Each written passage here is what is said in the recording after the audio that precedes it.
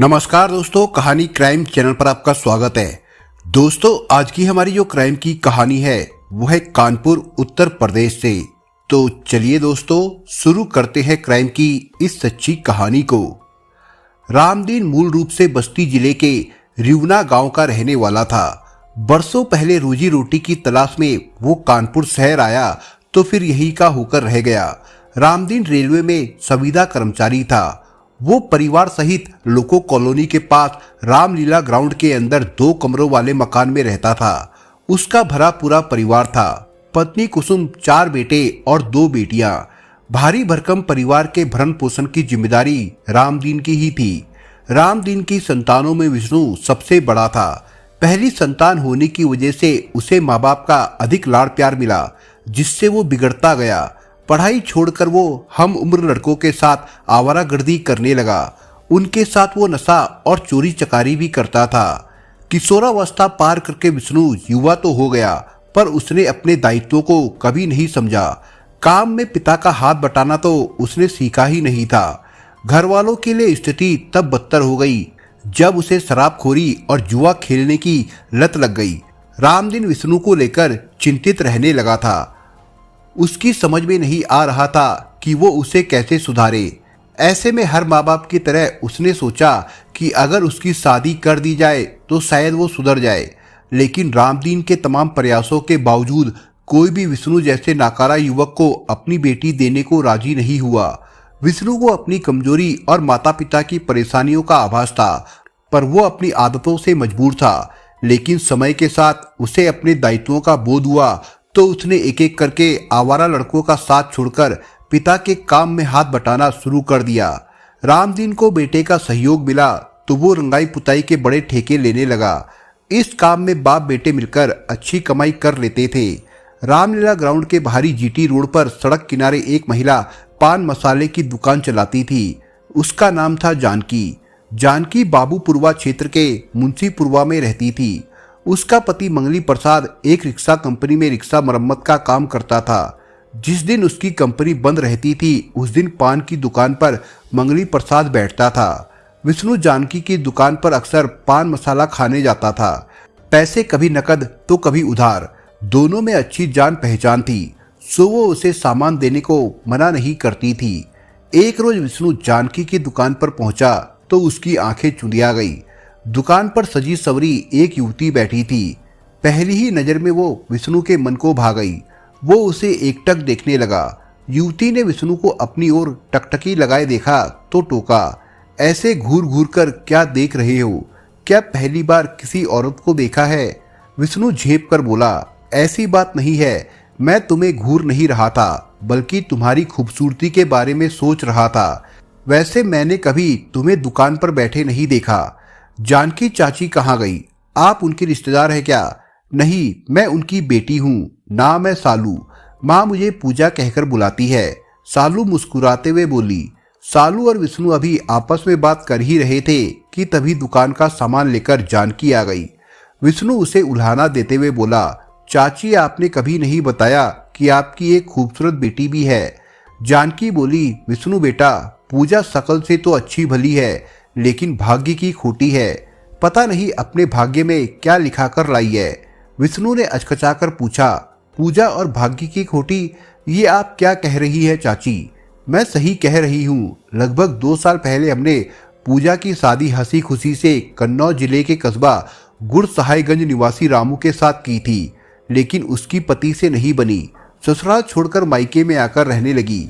इसने पति से तलाक भी ले लिया है। समझ में नहीं आता जवान बेटी का बोझ कैसे उठाऊं। जानकी लंबी सांस लेते हुए बोली, चाची आप नाहक चिंता कर रही हो। आपकी बेटी पूजा सुंदर भी है और जवान भी। उसके लिए लड़कों की क्या कमी, बस आप हाँ भरकर देखो। विष्णु पूजा की ओर देखते हुए मुस्कुराकर बोला। उस रात विष्णु को नींद नहीं आई। वो रात भर सालू के बारे में ही सोच रहा था। उसने मन ही मन निश्चय कर लिया कि वो पूजा को अपना जीवन साथी बनाकर रहेगा। विष्णु घर से काम के लिए निकलता तो उसकी नजरें सालू की नजरों से टकरा जाती। नजरें मिलते ही दोनों के चेहरों पर मुस्कान बिखर जाती। जल्द ही सालू ने उसके मन की बात भांप ली। सालू विष्णु की बातचीत से प्रभावित थी। वो उसे अच्छा लगने लगा था, लेकिन वो उससे अपनी मन की बात कह नहीं पा रही थी। दूसरी ओर विष्णु उसके आकर्षण में इस कदर डूबा हुआ था कि उसे सालू के बिना सब सूना सूना लगने लगा था। जब विष्णु से रहा नहीं गया तो एक दिन दोपहर में वो दुकान पर पहुंचा। पता चला सालू घर पर है। तब वो उसके घर पहुंच गया। उसने दरवाजा खटखटाया तो सालू ने ही खोला। उसे देखकर वो घबरा गई। उसने कहा, घर में कोई नहीं है। पता है, तभी तो आया हूं। मुझे किसी और से नहीं तुमसे बात करनी है। विष्णु ने कहा, कहो क्या कहना है। मैं तुमसे प्यार करता हूं, बस यही कहने आया था। तुम मुझसे प्यार करते हो ये तो ठीक है, पर मैं एक तलाकशुदा महिला हूं। क्या तुम्हें ये बात पता है? तुम्हारे घर वाले तलाकशुदा से शादी करने को राजी हो जाएंगे। तुम्हारी पिछली जिंदगी से मुझे कुछ लेना देना नहीं है। मैं तुमसे प्यार करता हूं और अपना जीवन साथी बनाना चाहता हूं। रही बात घर वालों की तो वे मान जाएंगे। इस तरह अपनी बात कहकर विष्णु ने सालू के तनमन में खुशी भर दी। अब वो हर समय इसी सोच में डूबी रहने लगी कि विष्णु के प्यार को स्वीकार करे या फिर ठुकरा दे। काफी सोच विचार करने के बाद उसने विष्णु को जीवन साथी बनाने का फैसला कर लिया। अपना फैसला उसने अपने माता पिता को भी बता दिया। जानकी तो रात दिन बेटी के भविष्य को लेकर चिंतित रहती थी। उसने बेटी के फैसले को मान लिया। उधर विष्णु ने जब अपने माता पिता को सालू के बारे में बताया और उससे शादी करने की बात कही तो वे राजी हो गए। कुसुम अपनी बेटी प्रीति व नंदिनी के साथ सालू से मिलने उसके घर गई और नेक देकर सालू को पसंद कर लिया। दोनों तरफ की रजामंदी के बाद विष्णु ने एडवोकेट ताराचंद के माध्यम से 6 जनवरी 2018 को कानपुर कोर्ट में सालू से कोर्ट मैरिज कर ली। शादी के बाद सालू पति विष्णु के साथ रामलीला ग्राउंड में बने मकान में रहने लगी। लगभग 1 साल तक दोनों हंसी खुशी से रहे। फिर परिवार में झगड़े झंझट शुरू हो गए। दरअसल सालू को संयुक्त परिवार में रहना अच्छा नहीं लगता था। उसे सास ससुर देवर व नंदे कांटे की तरह चुभती थी। भारी भरकम परिवार के लिए खाना बनाना भी उसे बोझ लगता था। कभी खाने को लेकर तो कभी साफ सफाई को लेकर, कभी सास कुसुम से तो कभी ननद प्रीति व नंदनी से सालू का झगड़ा होने लगा। सालू ने पति को मुट्ठी में कर रखा था, सो वो कुछ बोल ही नहीं पाता था। सालू अलग रहने की चेतावनी देने लगी थी। परिवार में कलह शुरू हुई तो बढ़ती ही गई। आखिर कलह से आज ही जाकर रामदीन ने परिवार के लिए चकेरी क्षेत्र के श्याम नगर में किराए पर एक मकान ले लिया। इस मकान में रामदीन की पत्नी कुसुम, 3 बेटे सूरज, शिवा, नंदी तथा 2 बेटियां प्रीति व नंदिनी रहने लगी थी। रामदीन परिवार के साथ इसलिए नहीं गया क्योंकि उसके जाने से रामलीला ग्राउंड का सरकारी मकान उसे खाली करना पड़ता।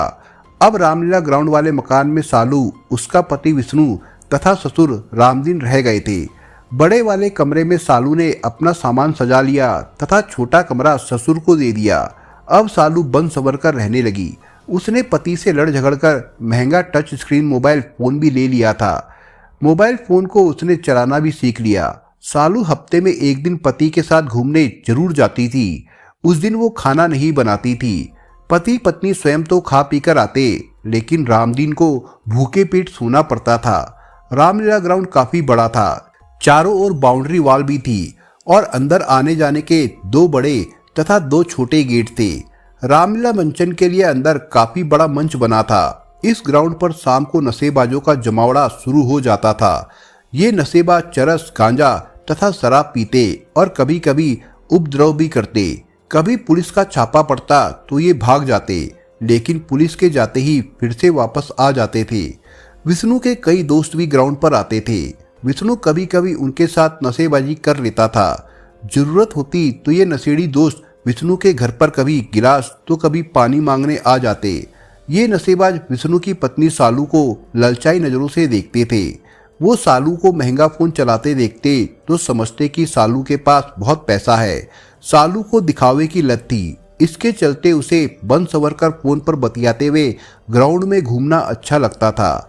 2 अगस्त 2020 की रात किन्हीं अज्ञात लोगों ने सालू और उसके पति विष्णु की हत्या कर दी। बेटे बहू की हत्या की खबर रामदीन ने थाना रेल बाजार पुलिस को दे दी तो थाने में हड़कंप मच गया। रक्षाबंधन के दिन डबल मर्डर की सूचना पाकर पुलिस अधिकारी भी दहल उठे। इसलिए कुछ ही देर में SSP doctor Pritinder Singh, SP Rajkumar Agarwal तथा एसपी दीपक भूकर रामलीला ग्राउंड पहुंच गए। रेल बाजार थाना प्रभारी दद्दीबल तिवारी पुलिस टीम के साथ घटनास्थल पर पहले से मौजूद थे। पुलिस अधिकारियों ने मौके पर फॉरेंसिक टीम तथा डॉग स्क्वाड की टीम को भी बुलवा लिया था। घटना स्थल का दृश्य बड़ा ही डरावना था, जिसे देखकर पुलिस अधिकारी सहम गए। घर के बाहर जमीन पर बिछे बिस्तर पर 24-25 साल के विष्णु का शव पड़ा था। उसकी हत्या सिर को ईंट से कूचकर की गई थी। पूरा बिस्तर खून से तरबतर था। पास ही खून से सनी 2 ईंटें भी पड़ी थी। विष्णु के चेहरे पर भी जख्म थे। कमरे के अंदर का दृश्य शर्मसार करने वाला था। अंदर सालू का शव नग्न अवस्था में पड़ा था। उसकी हत्या साड़ी के पल्लू से गला घोंटकर की गई थी। देखने से ऐसा लग रहा था जैसे उसके साथ हत्या से पहले दुष्कर्म किया गया हो। कमरे का सामान उलट पुलट पड़ा था। बक्सा भी खुला था, जिससे चोरी से भी इनकार नहीं किया जा सकता था। हालांकि मृतका कान में झुमकी तथा पैर में पायल पहनी थी, उन्हें नहीं उतारा गया था। फॉरेंसिक टीम ने भी घटनास्थल पर बारीकी से जांच की तथा साक्ष्य जुटाए। टीम ने ईंट तथा बिस्तर से फिंगरप्रिंट लिए और खून का नमूना सुरक्षित किया। टीम ने खून सनी ईंटों को भी साक्ष्य के तौर पर जाब्ते में शामिल किया। डॉग स्क्वाड टीम भी घटनास्थल पर मौजूद थी। टीम ने कुत्ता छोड़ा तो वो घटनास्थल पर पड़े शव और खून को सूंघकर भौंकता हुआ ग्राउंड के बाहर आया और जीटी रोड पर आकर भटक गया। वो हत्या का कोई भी सबूत नहीं जुटा पाया। घटनास्थल पर मृतक का पिता रामदीन तथा उसका पूरा परिवार मौजूद था। मृतक के भाई बहन रो रहे थे। मां कुसुम का भी रो रो कर बुरा हाल था। सालू की मां तथा पिता भी मौजूद थे। वो भी बेटी की मौत पर आंसू बहा रहे थे। एसएसपी डॉक्टर प्रीतिंदर सिंह ने मृतक के पिता रामदीन से घटना के संबंध में पूछताछ की तो उसने बताया कि 3 अगस्त की सुबह जब वो सोकर उठा तो कमरे का दरवाजा बाहर से बंद था। उसने बेटे बहू को कई आवाजें दी पर कोई प्रतिक्रिया नहीं हुई। उसने दरवाजे पर जोर से दस्तक दी तो कुंडी सरक गई और दरवाजा खुल गया। वो कमरे से निकलकर बाहर आया तो सामने बिस्तर पर विष्णु का शव पड़ा था। वो घबरा गया और श्यामनगर में रह रहे अपने परिवार के पास पहुंचा। वहां उसने विष्णु की हत्या की जानकारी दी। साथ ही संदेह भी जताया कि बहू सालू विष्णु की हत्या करके घर से भाग गई है। इसके बाद पूरा परिवार रोता पीटता रामलीला ग्राउंड स्थित मकान पर आ गया। जब हम सब सालू के कमरे में पहुंचे तो सबकी आंखें शर्म से झुक गई। कमरे के अंदर सालू का शव नग्न अवस्था में पड़ा था। हमें शक हुआ कि चोर बदमाश घर में घुसे, फिर सालू के साथ सामूहिक दुष्कर्म किया और विरोध करने पर सालू और विष्णु की हत्या करके फरार हो गए। वे नकदी आभूषण के साथ सालू का कीमती मोबाइल फोन तथा विष्णु का फोन भी लेकर गए। पुलिस अधिकारियों ने घटनास्थल का मुआयना तथा पूछताछ के बाद विष्णु और सालू के शव पोस्टमार्टम के लिए भिजवा दिए। इसके बाद एसएसपी ने इस डबल मर्डर के खुलासे के लिए एक विशेष टीम का गठन किया, जिसकी कमान एसपी राजकुमार अग्रवाल को सौंप दी गई। विशेष टीम ने सबसे पहले घटनास्थल का मुआयना किया, फिर पोस्टमार्टम रिपोर्ट का अध्ययन किया। पोस्टमार्टम रिपोर्ट के अनुसार विष्णु की मौत सिर फटने तथा अधिक खून बहने से हुई थी। उसके सिर की हड्डियां टूटी पाई गई, जबकि सालू की मौत गला घोंटने से हुई थी। दुष्कर्म की आशंका के चलते स्लाइड भी बनाई गई। इसके बाद पुलिस टीम ने मृतक के पिता रामदीन तथा मृतक की मां जानकी से पूछताछ की, जिससे पता चला कि सालू ने पहले पति रामू से तलाक लेकर विष्णु से दूसरी शादी की थी। उसकी अपने ससुराल वालों से नहीं पड़ती थी, जिससे वे लोग अलग मकान लेकर रहने लगे थे। ये भी पता चला कि सालू का पति विष्णु नशाखोर था। कई नशेबाज उसके दोस्त थे। पूछताछ के बाद पुलिस टीम ने अपनी जांच 3 बिंदुओं पर केंद्रित की। पहली नशेबाजी, दूसरी पारिवारिक झगड़ा और तीसरी आसनाई। पुलिस टीम ने तुरंत कार्रवाई करते हुए मृतक विष्णु के कई नशेबाज दोस्तों को पकड़ा और उनसे कड़ी पूछताछ की, लेकिन उन्होंने हत्या करने की बात स्वीकार नहीं की। पारिवारिक कलह की जांच में भी हत्या का कोई कारण या सबूत नहीं मिला। अब पुलिस टीम ने अपना सारा ध्यान आसनाई पर केंद्रित किया। इस दिशा में जांच से पता चला कि सालू की पहली शादी कन्नौज जनपद के कस्बा गुरसहायगंज निवासी रामू के साथ हुई थी, लेकिन साल भर बाद ही सालू ने उससे तलाक ले लिया था। पुलिस को शक हुआ कि कहीं खुन्नस में रामू ने ही तो दोनों का मर्डर नहीं कर दिया।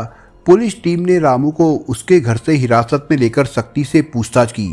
रामू ने बताया कि दोनों का तलाक आपसी सहमति से हुआ था। तलाक के बाद सालू ने विष्णु से शादी कर ली थी और उसने भी दूसरी शादी कर ली है। सालू और उसके बीच किसी प्रकार का कोई मनमुटाव नहीं था। उन दोनों की हत्या किसने और क्यों की उसे कोई जानकारी नहीं है। पूछताछ के बाद पुलिस को लगा कि रामू निर्दोष है, इसलिए उसे थाने से जाने दिया। दूसरी ओर सर्विलांस प्रभारी सतीश सिंह ने मृतक विष्णु व सालू के मोबाइल फोन को सर्विलांस पर लिया, लेकिन कोई रिस्पॉन्स नहीं मिल पा रहा था। यही नहीं, उन्होंने घटनास्थल के पास स्थित टावर से डेटा डंप कराकर कुछ संदिग्ध नंबर निकाले और जांच टीम को सौंप दिए। पुलिस ने नंबरों के आधार पर कुछ लोगों को पकड़ा भी और उनसे सख्ती से पूछताछ भी की, लेकिन हत्या के संबंध में कोई जानकारी नहीं मिली। SP Rajkumar Agarwal double murder के खुलासे के लिए एड़ी चोटी का जोर लगा रहे थे। साथ ही वो पुलिस टीम को दिशा निर्देश भी दे रहे थे, पर सफलता नहीं मिल पा रही थी। इसी बीच सर्विलांस प्रभारी सतीश सिंह ने मृतक विष्णु व सालू के मोबाइल फोन नंबरों की सीडीआर निकलवाई तो चौंकाने वाली जानकारी मिली। पता चला कि सालू के फोन से 3 अगस्त की सुबह 8:44 पर कॉल की गई थी। पुलिस टीम ने जब उस नंबर को खंगाला तो पता चला ये नंबर सुजातगंज निवासी सबीना का है। पुलिस टीम सबीना के घर सुजातगंज पहुंची और उससे मोबाइल फोन नंबर के संबंध में पूछताछ की। सबीना ने बताया कि ये नंबर उसी का है, लेकिन मोबाइल का इस्तेमाल उसका भांजा जमशेद करता है, जो उसी के साथ रहता है। उसने ये भी बताया कि जमशेद 2 अगस्त की पूरी रात घर नहीं आया था। जमशेद पुलिस की रडार पर आया तो पुलिस टीम ने उसे पकड़ने के लिए जाल बिछाया। इसके बाद 7 अगस्त 2020 को उसे पकड़ लिया गया। फिर उसे थाना रेल बाजार लाया गया। थाने पर जब उससे रामलीला ग्राउंड के अंदर हुए डबल मर्डर के संबंध में पूछा गया तो वो साफ मुकर गया, लेकिन जब सख्ती की गई तो वो टूट गया और डबल मर्डर का अपराध कबूल कर लिया। उसने बताया कि हत्या में उसका मामा मोहम्मद दानिश तथा उसका साथी विकास गौतम भी शामिल थे। मोहम्मद दानिश गम्मू खां का हाता का रहने वाला था, लेकिन वर्तमान में वो मीरपुर में रहता था। विकास गौतम कानपुर देहात के रामनगर का रहने वाला था। फिलहाल वो श्यामनगर में रहता था। इसके बाद पुलिस टीम ने जमशेद की निशानदेही पर मोहम्मद दानिश तथा विकास गौतम को भी पकड़ लिया। उन दोनों ने भी सहजी हत्या का जुर्म कबूल कर लिया। यही नहीं, उन तीनों ने पुलिस को सालू का मोबाइल फोन, 4000 रुपए नकद, सोने की चेन तथा उसके पति विष्णु का मोबाइल फोन बरामद करा दिया। पुलिस ने जब तीनों से मृतका सालू के साथ दुष्कर्म करने की बाबत पूछा तो तीनों ने साफ इनकार कर दिया। पुलिस टीम ने डबल मर्डर का पर्दाफाश करने तथा माल बरामद करने की जानकारी एसएसपी को दी तो उन्होंने आनंद फानन में पुलिस लाइन सभागार में प्रेस वार्ता की और हत्या आरोपियों को मीडिया के सामने पेश करके डबल मर्डर का खुलासा किया।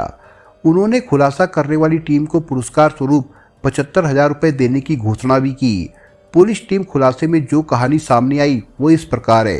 मोहम्मद दानिश चमनगंज थाना क्षेत्र के गम्मू खां के हाता में रहता था। वो अपने भांजे जमशेद तथा साथी विकास गौतम के साथ चोरियां करता था। तीनों नशेबाज थे और नशेबाजी करने रामलीला ग्राउंड पर जाते थे। यहीं पर एक रोज उनकी नज़र ग्राउंड में रहने वाले विष्णु की पत्नी सालू पर पड़ी। सालू टहलते हुए महंगे मोबाइल पर बात कर रही थी। उसका पहनावा भी रईसों जैसा था। सालू को देखकर दानिश को लगा कि वो मालदार औरत है। उसने अपने साथियों के साथ उसका घर साफ करने की योजना बनाई और उसके घर की रेकी करने लगा। 2 अगस्त 2020 की रात 10 बजे मोहम्मद दानिश अपने साथी जमशेद व विकास के साथ रामलीला ग्राउंड में छिपकर बैठ गया। रात लगभग 12 बजे लाइट चली गई तो विष्णु और सालू कमरे के बाहर आए और खुले में बिस्तर लगाकर सो गए। कुछ देर बाद वे तीनों वहां पहुंचे और सालू के तकिए के नीचे से चाबी निकालने लगे। तभी सालू जाग गई और चीख पड़ी। इस पर विकास ने उसे दबोचकर उसका मुंह दबा दिया, लेकिन सालू की चीख से विष्णु जाग गया था। वो उनसे भिड़ गया। इस पर मोहम्मद दानिश व जमशेद ने पास पड़ी ईंट उठा ली और दोनों विष्णु के सिर पर प्रहार करने लगे। विष्णु का सिर फट गया और वो बिस्तर पर ही ढेर हो गया। विष्णु की हत्या के बाद विकास गौतम और जमशेद सालू को कमरे में घसीट कर ले गए। वहां उसे निर्वस्त्र किया, कामेच्छा पूरी की, फिर उसका गला उसी की साड़ी से घोट दिया। हत्या करने के बाद उन्होंने कमरे का सामान बिखेरा, बक्से का ताला खोलकर नकद रुपया आभूषण कब्जे में किए और दोनों के मोबाइल फोन लेकर फरार हो गए। ये तीनों पुलिस के हत्थे कभी नहीं चढ़ते। यदि जमशेद के नाबालिग भाई ने सालू के फोन से जमशेद को फोन ना किया होता। उस 13 सेकंड की कॉल ने ही पुलिस को जमशेद तक पहुंचा दिया और तीनों पकड़े गए। थाना रेल बाजार पुलिस ने मृतक विष्णु के पिता रामदीन को वादी बनाकर धारा 302, 380, 411 के तहत मोहम्मद दानिश, जमशेद और विकास गौतम के खिलाफ रिपोर्ट दर्ज कर ली और तीनों को फिर विधि सम्मत गिरफ्तार कर लिया। आरोपियों ने वारदात के दौरान सालू से दुष्कर्म की बात नकार दी थी, लेकिन पुलिस ने उनकी बात पर यकीन नहीं किया। इसलिए आरोपी दानिश, जमशेद व विकास का पुलिस ने मेडिकल कराया। 9 अगस्त 2020 को थाना रेल बाजार पुलिस ने अभियुक्त मोहम्मद दानिश, जमशेद तथा विकास गौतम को कानपुर की कोर्ट में पेश किया, जहां से तीनों को ही जिला जेल भेज दिया गया था। दोस्तों, इस कहानी के बारे में आपके विचार क्या है, हमें कमेंट बॉक्स में जरूर बताएं। और दोस्तों, अगर आपको हमारा काम पसंद आया हो तो वीडियो को लाइक शेयर जरूर करिए। और अगर आपने अभी तक चैनल को सब्सक्राइब नहीं किया हो तो जाने से पहले चैनल को सब्सक्राइब जरूर करिए दोस्तों। धन्यवाद।